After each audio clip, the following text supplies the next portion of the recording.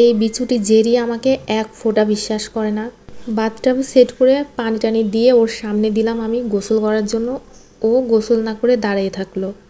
আমি প্রথম ভাবছিলাম মনে হয় ও বুঝতে পারছে না যে এখানে গোসল করতে হয়, কিন্তু না, ওর খুপড়ির মধ্যে সব ধরনের বুদ্ধি আছে, ও সব বোঝে। এরপরে আমি এখান থেকে সরে গেলাম। তারপরে ও মিঠুরি মিঠুরি বলে আমার আম্মুরে ডেকে এনে বসায় রেখে গোসল করলো, আর আমি দূর থেকে সেটা ভিডিও করছি।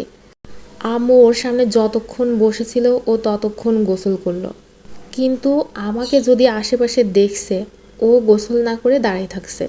ভাবলাম এই ঝর্ণা টর্না দিয়ে পাখিটারে একদম পটাই ফেলবো না। বিছুটির মনে এত হিংসা, ওর মনে কোনোভাবেই জায়গা করতে পারছি না। ওর যে একটা ক্লোজ ভিডিও করব গোসলের, সেটা করতে পারছি না, কারণ আমি ওর কাছে গেলেই ও গোসল করতেছে না।